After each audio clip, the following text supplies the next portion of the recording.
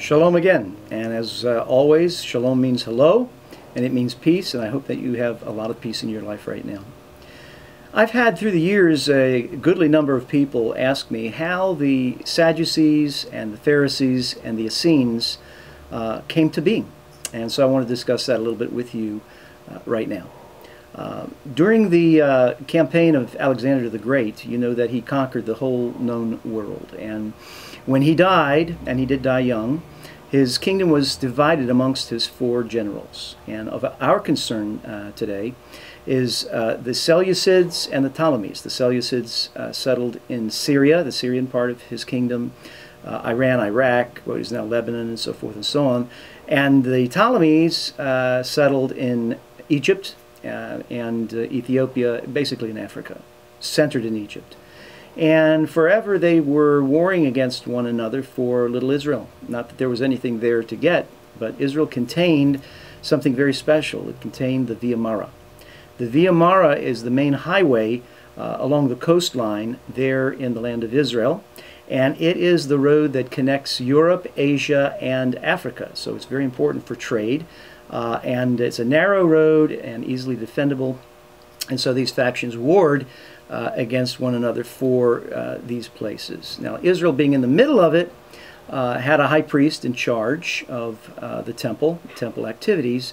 But as you can imagine, there were others who decided they too wished to be the high priest. And so if you were a Seleucid-sponsored high priest, and you had another high priest that wanted to be high priest, or another priest that wanted to be high priest, you might join with the Ptolemies, telling them that you will help them by gathering the people in favor of them, and when they come to attack and they gain control, would they put you in as high priest? And if they won that particular war or battle, that's what would happen. And so there was this vying back and forth. And so in the land of Israel in the 4th century and in the 3rd century, there was this vying for power between priestly families and priestly identities that really wanted the high priesthood. So the group of priests, getting on around the 3rd century, there were a group of priests that said, look, we're in power, but there are others who wish to be in power. So we are going to give ourselves a name that will be unequivocal. We know that King David put the Zadokites, the Tzadukim, in charge of the high priesthood. So we're going to name ourselves and claim that we are the Sadukim, the Zadokites. Sadukim, Sadducees. This is how the Sadducees came into being. They were rather conservative, went primarily by the book of Leviticus, and didn't really want anything new brought into the law of the land. And along about this time, they began to usher other priests out, and specifically those priests who were innovative, those priests who were, believed in prophecy still, believed in the apocalypse and future events, believed in resurrection, believed they could tell things from the stars and the movement of the planets and so forth and so on. And these people were called the Essenes, a Greek name meaning the pious one. The Sadukim were the righteous ones, Sadducees, and the Essenes are the pious ones. And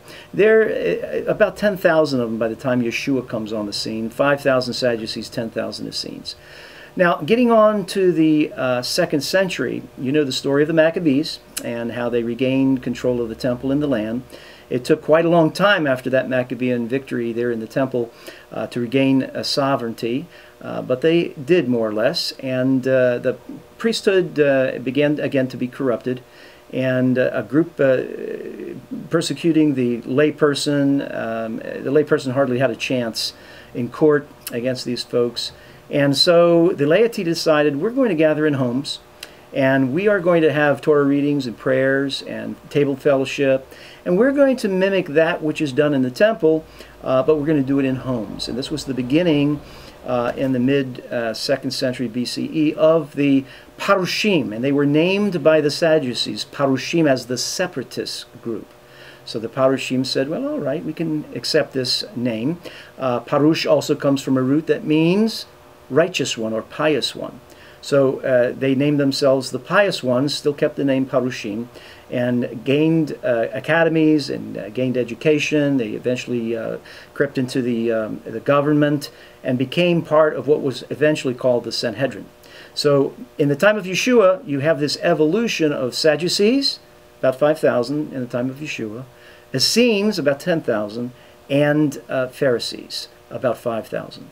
And that's how they came into being.